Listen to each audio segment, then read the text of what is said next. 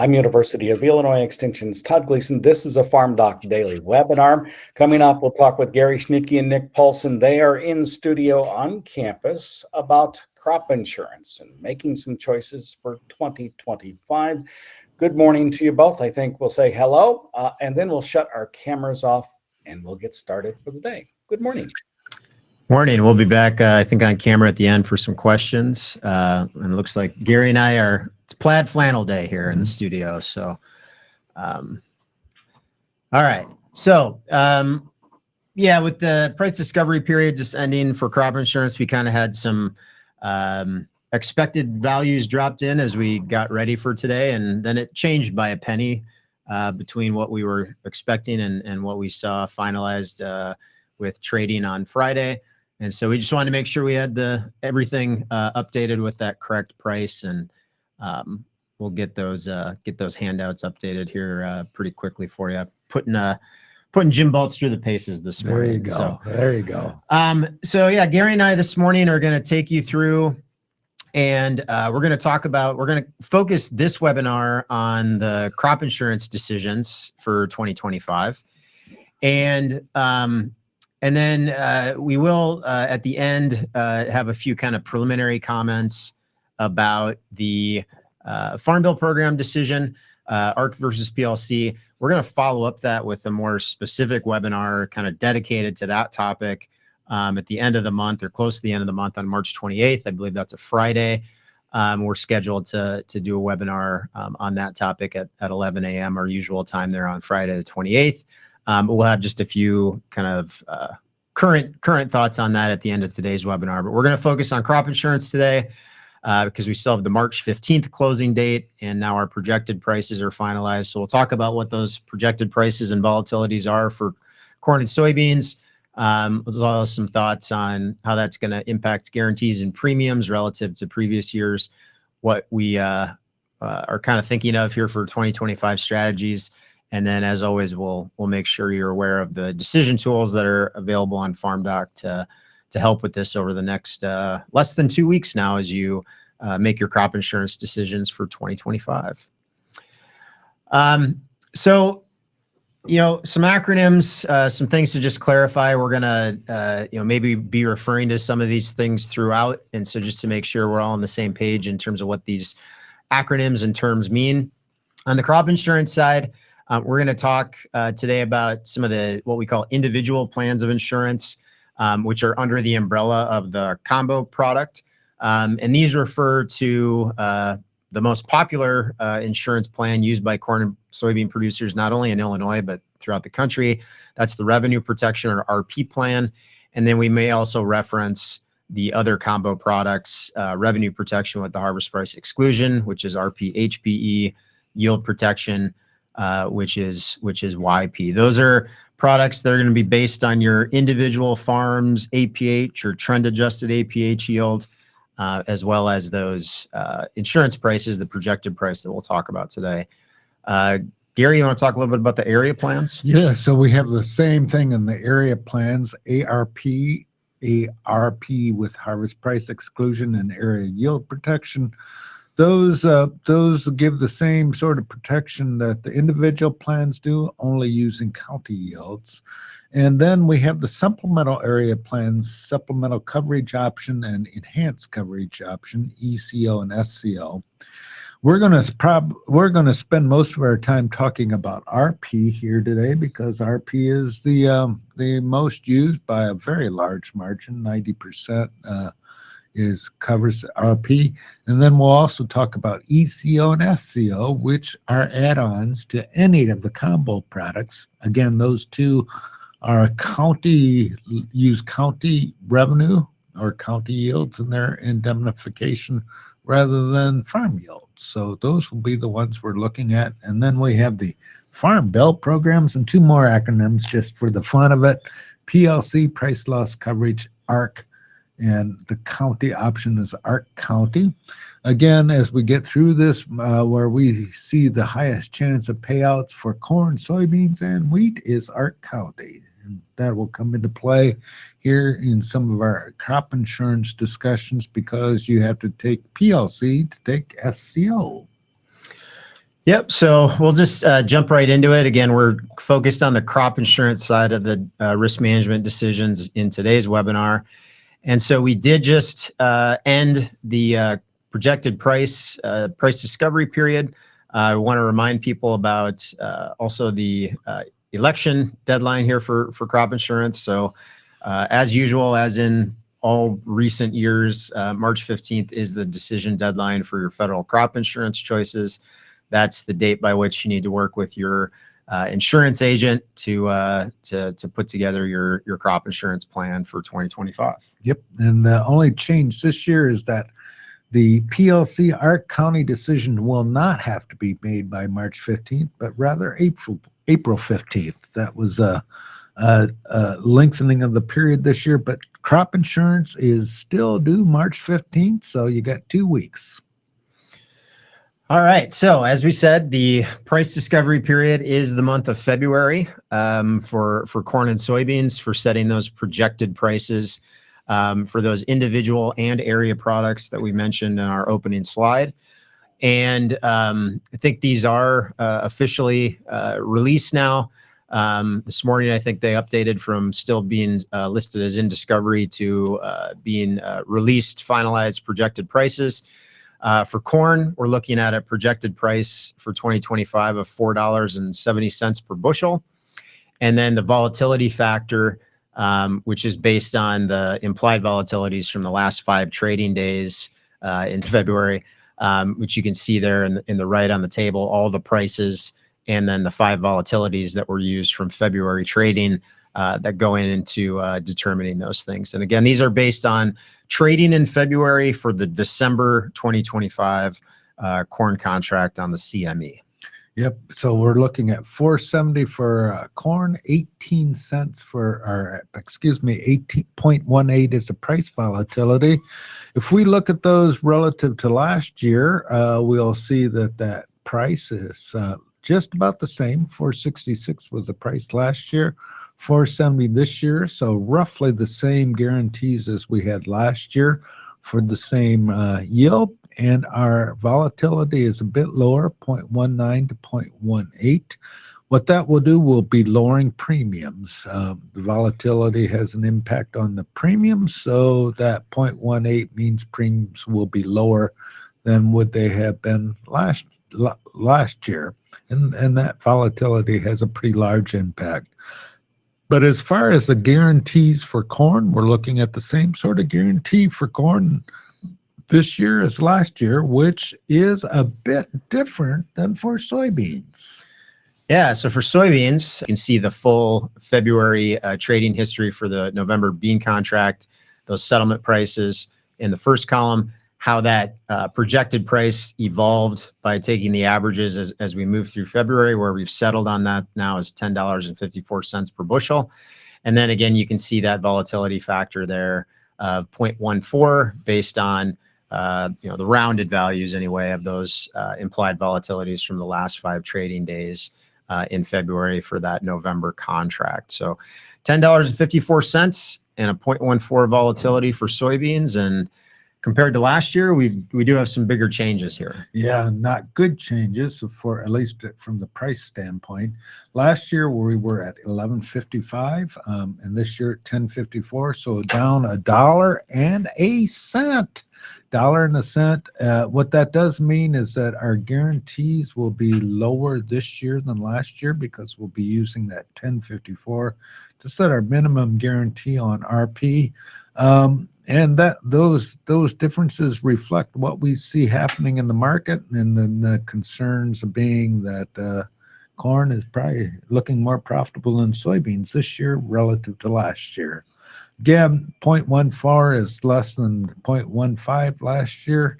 Historically, that 0.14 is lower than 21 and 22, sort of in the ballpark for where we're usually at on volatilities. All right, so just a summary of kind of what that implies then, what those projected prices and volatility factors mean for premiums this year. So as Gary said, the volatility effect slightly lower for both corn and soybeans. That does have a not insignificant effect on premiums. So if you're looking at insuring the same liability as you were last year, those premiums will be lower. Now, of course, your APH may have gone up because of trend adjustments. The price is slightly higher for corn, slightly lower for, well, more than slightly lower for soybeans. So that affects it too, but the volatility effect on its own would be to lower premiums. The projected price effect, again, we're a few cents higher on corn than we were last year, but kind of in that same ballpark. But at almost $1, actually just over a dollar with where it finalized, dollar per bushel lower for soybeans. So lower volatility and lower price on soybeans will mean lower premiums, but the price effect is sort of has pros and cons because it does lower the guarantees you can lock in at the different coverage levels. So on the corn side, we're looking at revenue guarantees probably pretty similar to last year, maybe a bit higher dollar per bushel if you got a trend adjustment increase on your APH, and then that 4-cent higher projected price, but lower guarantees that you can lock in at any given coverage level because of that significantly lower projected price on soybeans. So what we've seen most farmers do is take RP at a pretty high coverage level. This shows the average coverage levels for RP policies in Illinois, and you can see that they're in the 81 to 83% range. So we see many farms taking 85% coverage level and 80%, and that would be kind of typical in northern and central Illinois. Southern Illinois, we would see a bit lower, 80 to 75 to 70 some cases. Again, a lot of that has to do with the premium price levels. Overall, if we were at a RP with a high coverage level, that still seems like a good place to stay. We continue to see some caveats with low loss ratios, I suppose, and we would suggest considering ECO with that. And that isn't a slam dunk, but you might want to consider ECO, and we'll talk about those things. Yeah, so this slide just gives you a feel, and this one was, by the way, the one that we snuck in at the last minute on Jim to make sure it was accurate for what the actual projected price is for corn. So we'd set this up at a penny higher initially, and then the price got finalized at 470 instead of 471. So this is reflective of that $4.70 price. This just gives you a feel for the revenue that you could lock in if you had a 225 bushel trend adjusted APH yield. So 470 times 225 up there in the top left, that would be $1,060 per acre revenue. And then you can see what the 85% all the way down to 55% for some of those individual combo product coverage levels would translate to in terms of a revenue guarantee on revenue products in the first column, a minimum revenue guarantee for RP, a finalized revenue guarantee for RP HPE, and then you can see what the yield guarantee values would be on a yield protection policy there in the third column of the table. The right half or so of the screen is a screenshot from the web-based crop insurance premium calculator. You can see the hyperlink that can get you there is at the bottom of that table. And again, this would be estimated premiums for a 100-acre enterprise unit for that Champaign County 225 bushel trend adjusted APH example. And you can see there's the different unit structures for both revenue protection, RP, HPE, and then YP across the columns in that table. And again, those premium levels should look pretty similar to maybe even a few cents lower than what your premiums were last year. Anything else to add on that one, Gary? No. Just simply that they will be a lot less than last year. You know, a couple of things about this, those premiums. So we do see that increase go from 80 to 85%, and so it went up from 1082 to 2335, and that's just to note there that increase in that 80 to 85% is where we see a large increase in premium. And that has something to do with the fact that premium subsidies also go down. Just a note here that there are presentations available for the webinar, and they are up there, I believe. Yep, the handouts have been updated, and they should be available for download as usual now. Had to just get those switched out here at the front end of the webinar today. But the handouts are up and available for download. We can try to direct you to that if you're not familiar with the relatively new format that we have. The other thing I would say about these example premiums here, this example case, obviously there's probably no farmer on the webinar this morning listening who's going to be exactly in this situation in Champaign County with a 225 bushel trend adjusted APH. But you can use the calculator that we have here to take a look at your specific situation, enter your trend adjusted yield. And then the other thing I would say is, if we compare this to where we've got our crop budgets currently in terms of non-land costs, and then kind of a typical cash rent for Central Illinois, which is where Champaign County is located, we would be looking at guarantees even at the highest coverage level here for combo products, not covering production costs, at least in kind of the average situations that we look at, which was the case last year and kind of a difference from where we were with some of the higher prices that we had in the years leading up to 2024. Yeah, and one other note about that, we're calculating those with the projected price, which typically is a bit higher than cash prices too, because the projected price is a futures price. All right. So I'm gonna let Gary talk about this slide, but this gives us a look at net insurance payments over a 10-year period from 2014 to 2023. And I think the main message here, Gary, is that even with the subsidy, we have seen in a lot of cases, a lot of counties, insurance, not provide a positive return to farmers in Illinois. And what this is net insurance payment. So what we did is take the insurance payment and subtract off the farmer paid premium. This is an average over all policies sold and all coverage levels. So you can pick any number. Where you are in Champaign County, that's minus $11. So for corn, that means that over each year from 2014 to 2023, we've seen $11 paid in more than we have received. And that's minus $5 for soybeans. If you're looking at the color of these charts, reddish and darker reds are the bigger negative numbers, and the greens are the positive numbers. Somewhat surprisingly, given the way our crop insurance is rated and subsidized, they should all be positive, but they don't turn out to be that way. In this case, I would note also that 2014 to 2023 doesn't include the drought year. 2012 is the big year in which for corn, and only corn, we saw large payments. We saw less of those for soybeans. So just a note there, and again, just where we're at here.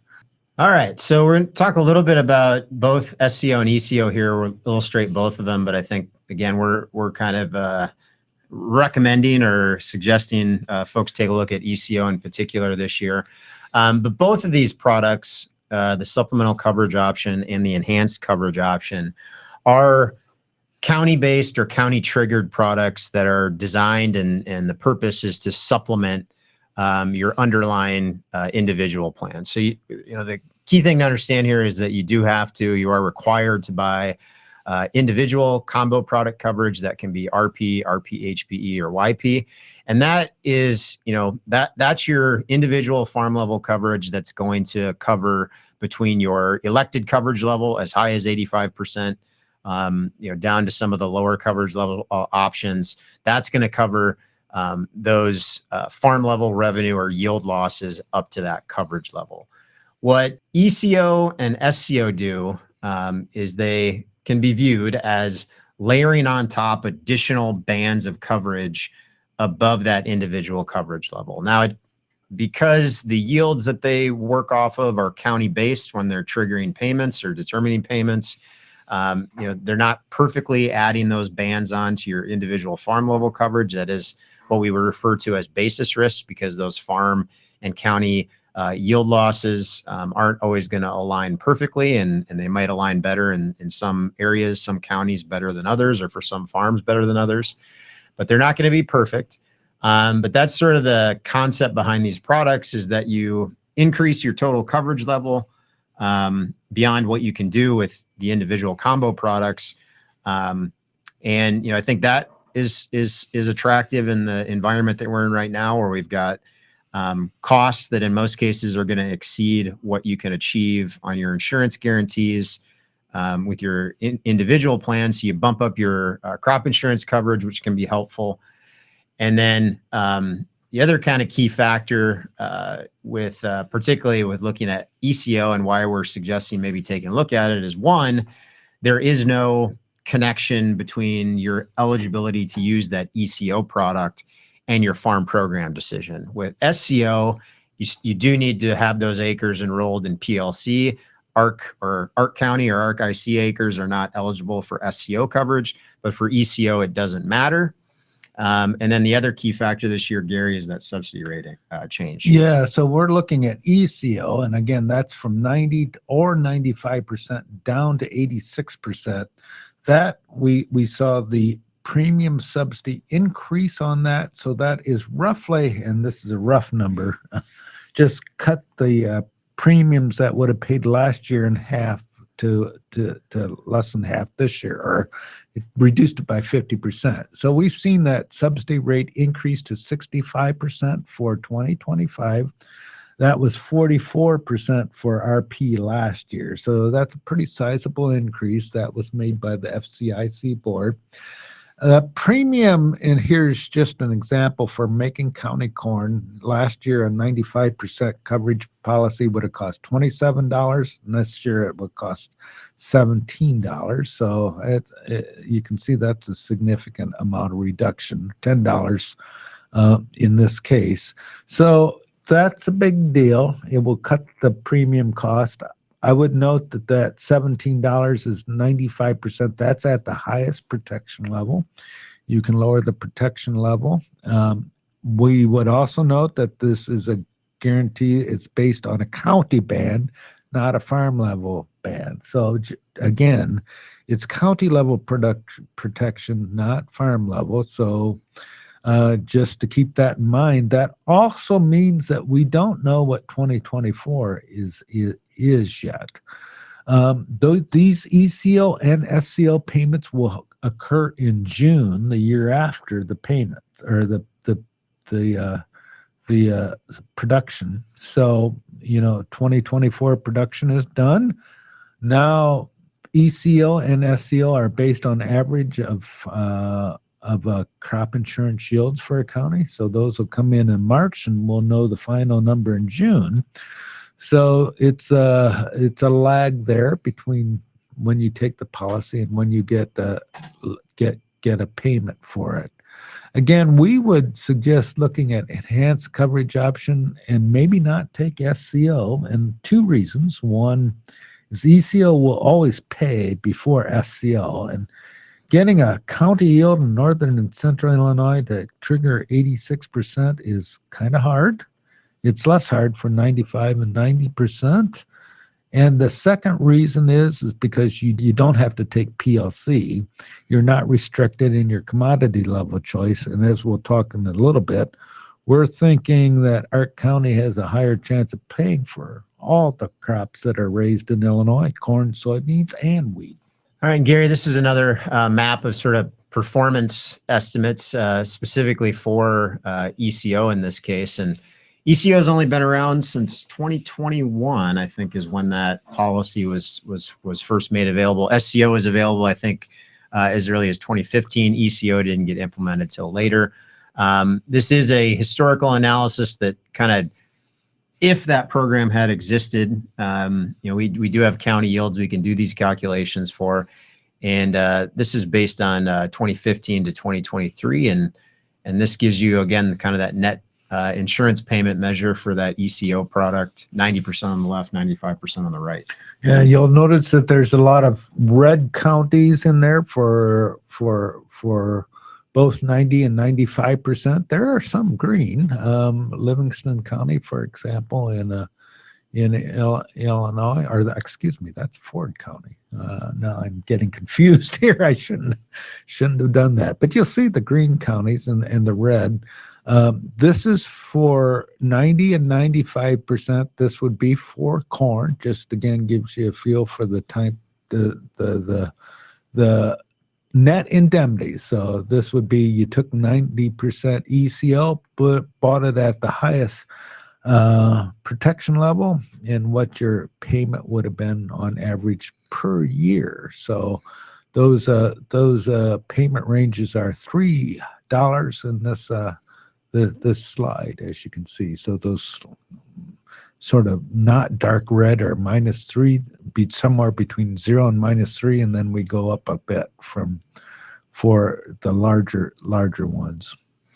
Yeah, and again, this is, history doesn't always necessarily explain the future, and insurance is the kind of thing where that 1 year is when when you really might need that insurance in place, could still occur in 2025. So, but this historical analysis just does show that through time, even with the subsidy rate, and this is the higher subsidy rate, right, Gary? We used that new 65% subsidy rate, and did this backwards look at how this ECO program would have performed in Illinois and some of the other Midwestern state counties that you see there.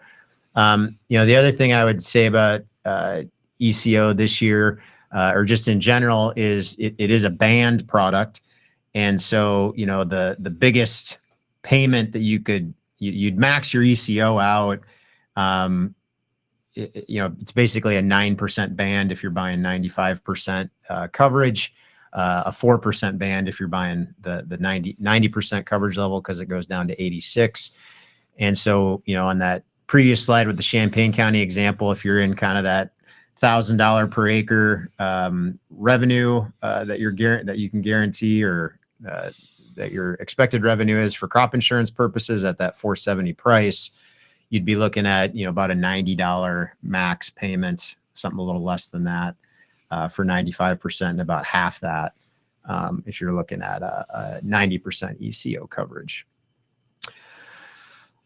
Same kind of analysis here for soybeans, and I think this sort of drives home why we suggest maybe a harder look at ECO on corn acres is maybe worth it, even more so than soybeans. But again, Gary, historically, a lot of red counties here, particularly in Illinois, on the soybean side. Yep, soybean side, we've seen a lot of red counties. Again, that sort of suggests to us, as we look at ECO, probably lean towards corn first, soybean second. And I guess you would say the same thing for the underlying RP product. Corn probably more important than soybeans from a risk management perspective, getting that right. So just to summarize that, though, if most farmers that are at RP high coverage level, staying there. SCO, a little bit iffy on whether that's a good policy, particularly given that you have to be out of Ark County, which is the one that looks to be more likely to pay this year than in other years. And maybe think about ECO. Again, think about ECO, and if you can change the protection level just to lower the premium if that's a concern. If you lower the premium 10%, you also lower the payments when they occur by 10%. Yeah. So again, that's kind of the summary on our thoughts. Stick with your RP coverage, kind of where you've been happy with that. It's probably a good place to stay. Consider ECO. If you are interested in kind of doing more farm-specific analysis, we do want to remind everybody about the decision tools that continue to remain available on the FarmDoc and or accessible from the FarmDoc and FarmDoc Daily websites. And so you can see here some screen shots of the different crop insurance tools. I think probably one of our most popular, highly used tools is that web-based premium calculator. You can see there, that's the one kind of highlighted in the top left of the slide. There's also an Excel-based version of that that's quite popular. That's the decision tool that's second over from the right in the top row there. And both of those are updated. You can enter in 2025 projected prices and volatilities. In fact, they should be the defaults now on that web-based calculator. And they will be the defaults by the end of the day on the spreadsheet version. That spreadsheet version also has a parameters button, which will update to our latest ones. We haven't updated those yet, but we will be doing that here fairly soon. So just to keep that in mind. So those two will be available. Other one I would point out is the one in the middle, Crop Insurance Summary and Business Tool. You can dial in to any county crop and look at how the products have performed in each year. So if you want to do a more detailed analysis and look at those things in more detail than on the maps that we showed, you can use those crop insurance tools, that Crop Insurance Summary and Business Tool. All right. And then again, this slide just highlights that premium calculator, as well as the payment evaluator tool. This is the web-based version, or these are web-based examples here. Again, Gary was talking about that Excel-based version of the premium calculator, which a lot of folks prefer, might be more familiar with historically over the years if they've used that. But we do have the web-based version of that as well. And that is set up for 11 Midwestern states that you can see there in the map. And it will give you farm level premium estimates. If you enter in your APH, trend adjusted APH, you can get estimates of what your premium will look like. And then in the payment evaluator does provide some county level case farm evaluations in terms of looking at case farms, scenarios, types of coverage you can achieve based on those current 2025 crop insurance parameters, those projected prices and those volatility factors. So check those out if you want to do more specific analysis tailored to your farm and county. Yeah, now we're going to talk about some crop insurance important dates. And we're going to focus here on the final plant date. And again, we're going to go prevent planting, which the last time it was widespread over the entire state was in 2019. So hopefully, and that was a very unusual year. So hopefully we won't see this again. But that's the date after which you can claim prevented planting. And that final plant date, we'll show those here in a minute, but that's the date in which you can claim prevent plant. And then there's a planting period where you can plant the crop, but crop insurance goes down 1% per day. And then finally, so you have the final plant date. We're going to show those next. And after the late planting period, the insurance guarantee is 60% of the original. Once we've reached that final plant date, though, and you don't plant, then you can take a prevent plant payment. Again, just a note here, those prevent plant dates are the final plant date is June 15th for corn, May 31st for in the extreme southern part of the state, June 15th for soybeans in the northern part, and June 20th for the southern part. You can see those there, and those are the final plant dates. All right, now we're going to just spend a few minutes here at the end before we start taking some questions. Just to, again, we're going to spend a whole webinar more focused on the ARC PLC decision with all the information we'll have at the end of March on the 28th, and we'll highlight that webinar for you. If you're signed up for this one, you're actually automatically signed up for that one as well. But again, a distinction here, kind of a switch from what we've seen the last few years. I think what I've heard is because the continuing resolution that extended the current 2018 Farm Bill into 2025. We had an extension for 2024 and another extension at the end of the year, late December, to extend it through 2025. We think the reason for this extension of the decision deadline for the ARC PLC decision is most likely because that extension came relatively late. So instead of March 15th on the commodity program decision deadline again this year, they pushed that back a month to April 15th. So April 15th is when you need to have that finalized with your FSA office. And Gary, I believe, if you take no action, you're automatically enrolled in what your choices were last year. But if you do want to make changes, you need to get those communicated to your FSA office by this April 15th deadline, right? That is correct. So the decisions that you will have to make, and you'll be making these decisions by program crop. By the way, the acres are set. They don't vary with planting.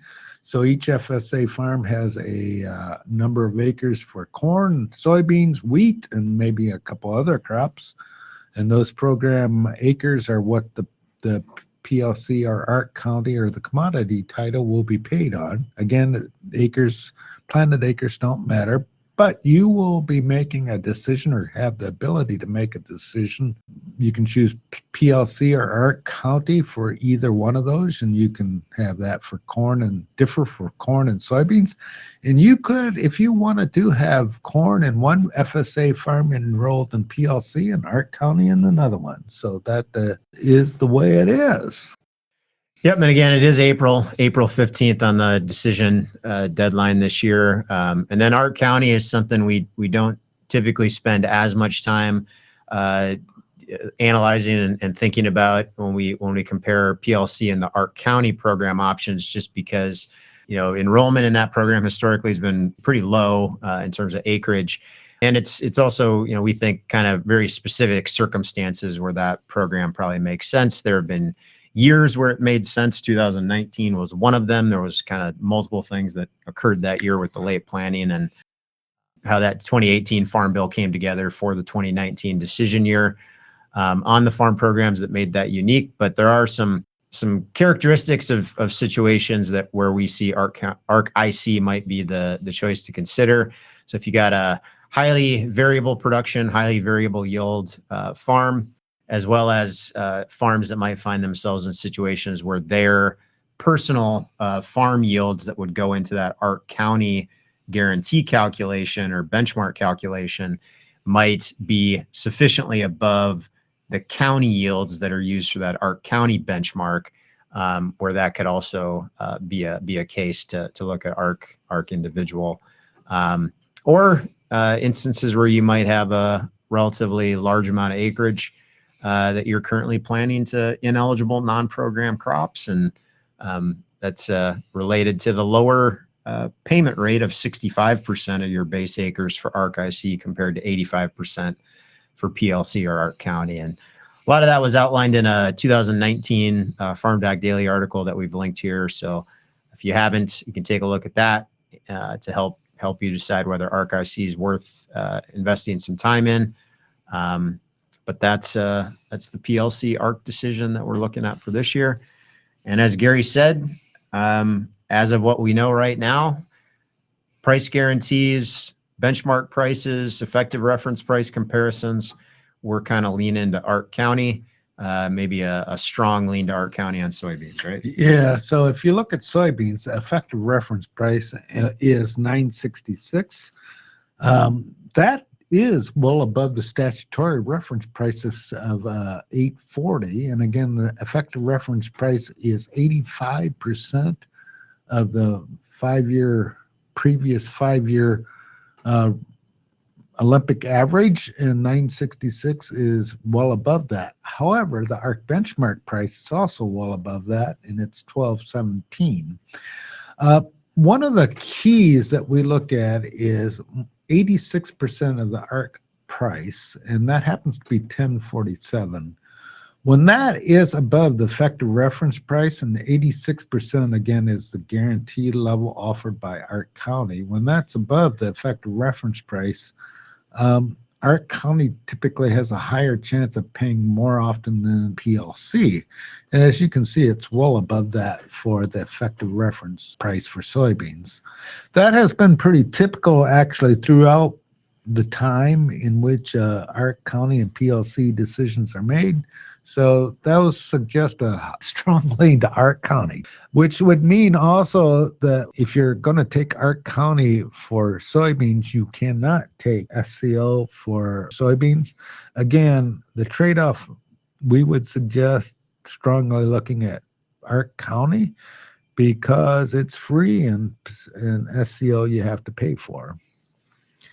Same thing for corn. 426 is the effective reference price. Then Ark County, the benchmark price is 503. And again, 86% of the Ark benchmark price is 433, which is above the effective reference price.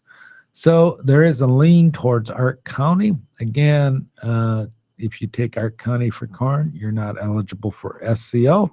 And again, Ark County doesn't have a premium associated with it. Now for wheat, 556 is the effective reference price. That is above the 550 reference price.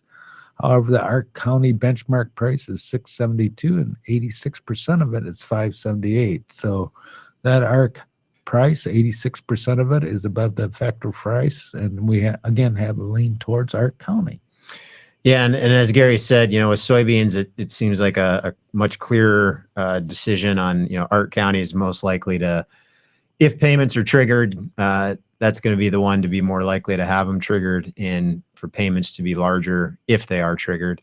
Corn and wheat, it's a little bit more of a horse race this year, but we'd still say Ark County is probably the program that's going to be more likely to pay out or have larger payments in, what might be considered reasonable scenarios. But as usual, economists have caveats here. So there are definitely reasonable low price scenarios where PLC could be the one that you would have chosen in hindsight for corn and wheat base acres. But again, seems to be more likely that we'd see bigger payments from Ark County for those as well, just from a pure expectation standpoint. So with that, again, we want to say that we will be taking a much closer, deeper look at that Ark PLC decision in an upcoming webinar, the second webinar in this risk management for 2025 series. That'll be on Friday, March 28th. If anybody would like to get me something for my birthday, that does happen to be my birthday as well. So it's be a birthday webinar for me. We'll have that at our regular time here, 11 a.m. Central to noon. Gary and I'll be back to talk about that.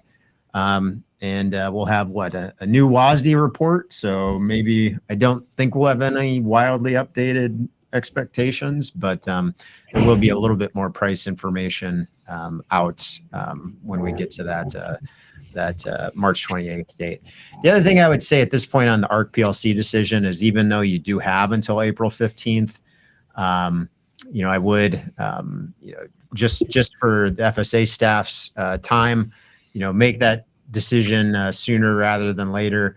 We're also going to be getting into, busier planting season for folks here once we get into that first 2 weeks in April for sure. And so no reason to necessarily delay that decision into April, but we will come back and talk a little bit about that more in the webinar on March 28th. So with that, we're going to answer a few questions, I think. Or if Todd is with us, we can do the sponsor wrap up, and we can come back to questions after that. Yeah, so if you have questions, go ahead and put those into the question box and we'll get to them. If not, we'll finish up very quickly. However, there are a couple of other webinars that we had to talk about too. One of those is coming up on Thursday, March the 13th. We'll talk about South America's crop season, and Joanna Calusi will be with us. We'll do the second in the Agricultural Legacy Planning Series on March the 25th, this time Securing Your Farm's Future. And Gary Schnitkey's second in the Precision Conservation Management, or PCM series, will be coming up as well. That's on April 1st. And then that March 28 event, which is after WASDE, but before the Monday grain stocks and acreage report will be important to follow up as well. Our sponsors for the day include the TI Center for Farmland Research, CoBank, Compeer Financial, Corteva Agriscience, Farm Credit Illinois, Growmark, Illinois Corn Growers, and the Illinois Soybean Association. Anything else that we need to add, gentlemen, before we leave for the day, Gary or Nick? Well, we do have a few questions actually on the screen in front of us, Todd, so we can answer those. Try to answer those.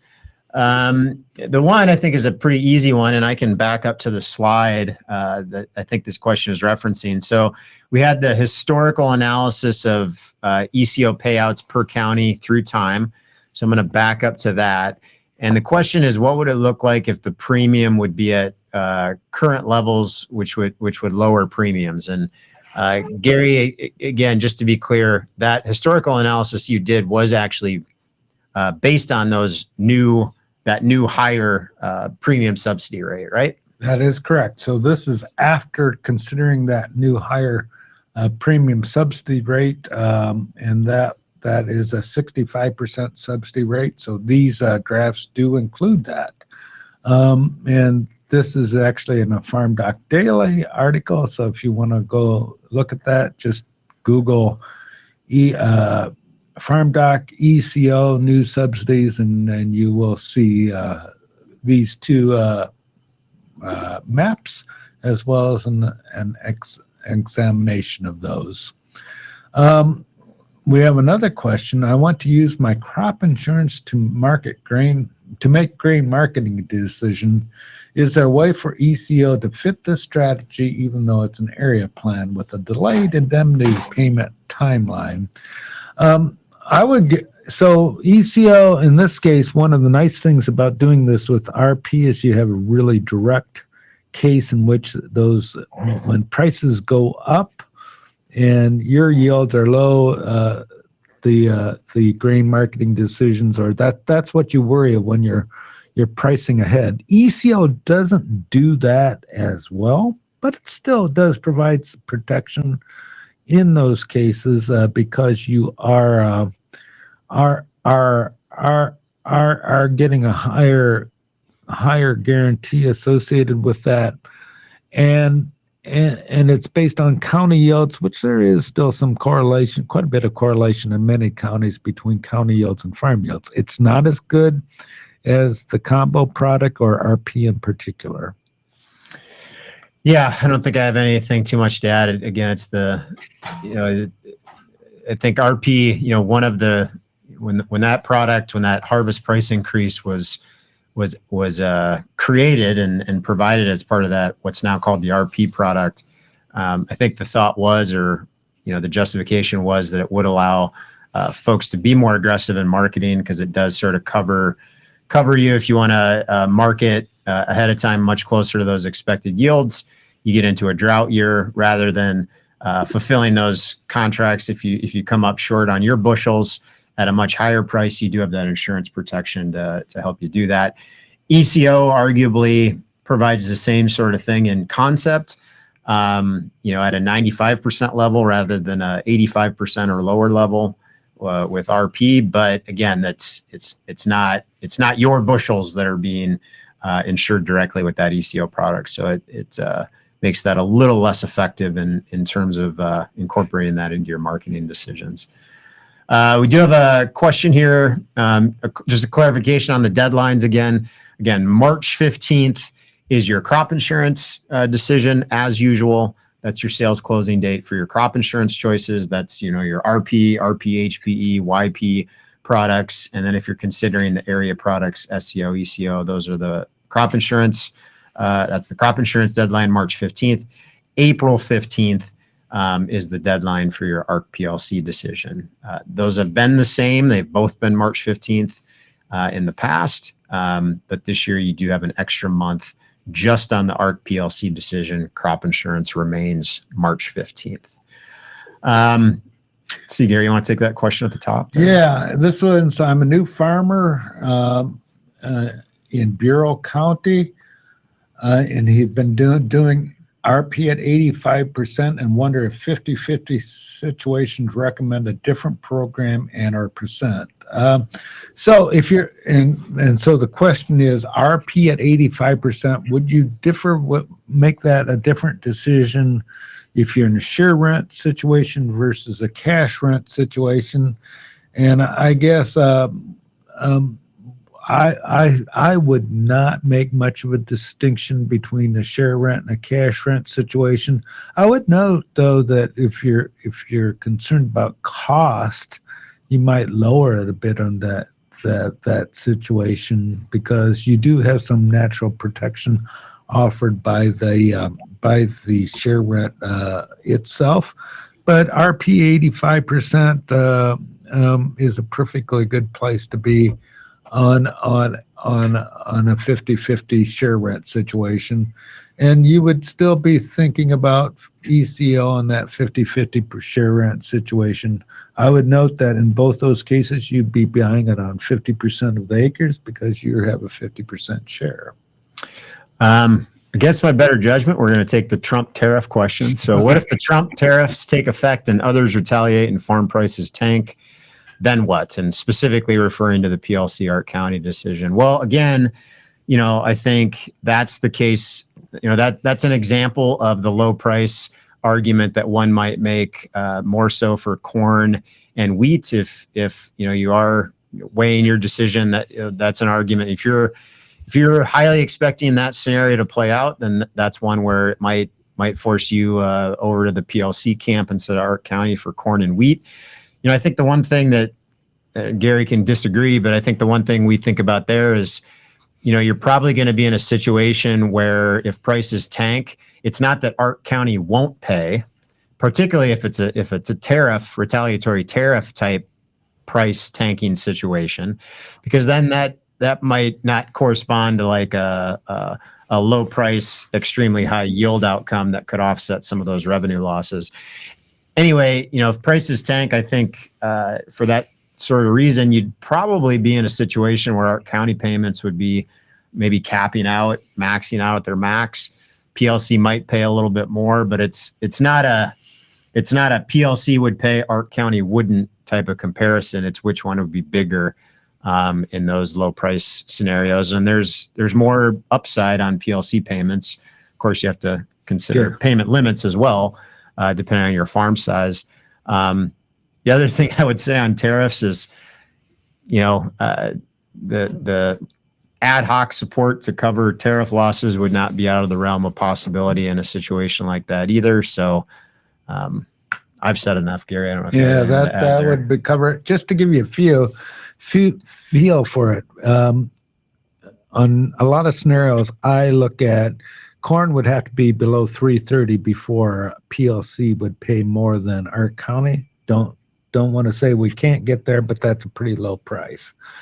Which of the tools would you use to enter variable yields to closely assess payouts of IC? I would go to our farm bill tool, and there is an Ark IC component to it. So go to the Ark IC, you can enter your yields and take a look at those payments in that situation. Do you know? So we've been asked this question. Do you know if NASS final county yields will be released for the 2024 crop year? I haven't heard that they would not be, but maybe then that would be at the end of towards the end of this month. Yeah, the timing of that, of course, that's the one I don't remember. We mentioned the RMA yields for the area plans. Those are typically released in time to get payments, indemnities, if they're triggered out in that June timeframe. And I think that's around when the yield data is made publicly available from RMA's side. I want to say historically, NASS yields have been available a little sooner than that. March, typically. We typically write an article that illustrates those, at least for Illinois. I think March is a lot of times the timing for that. I'm assuming this question might be referring to some of the uncertainty last year with whether county yield estimates would exist for 2024. That was a potential reduction in some of the statistics that NASS puts together. But I believe the county yields for 2024, at least for Illinois, were going to be made available. So I would expect those, hopefully at some point this spring, and I'm sure we'll write an article to that effect when those yields do become available. Yeah, I was just trying to see on their website, their calendar, whether they still had those listed, and I'm not, being able to do that very easily. But so by year. Every time they do this, they change the website, so I can't find things that you said. That does happen. Have we made it all the way through all the questions, or do we have more to go? No, we made it through all the way through the questions. I think we answered the questions that we received. So you can take us out, Top of Todd. the Thank hour. you. We should wrap it up. Thank you both to Gary Schnitkey and Nick Paulson. They're agricultural economists here on the Urbana-Champaign campus at the University of Illinois. They'll join us at the All Day Ag Outlook tomorrow at the Beef House in Covington, Indiana. You can still register for that. The cost is just $50. That includes your morning coffee and rolls and the lunch from the Beef House. It's a great day. The agenda is online at farmdocdaily.illinois.edu. Just click on the placard that says All Day Ag Outlook. It's in orange and blue, or at willag.org. On behalf of Jim Baltz, who's behind the scenes today, and we'll post our programming to the websites later this afternoon. I'm University of Illinois Extension's Todd Gleason, wishing you a good day.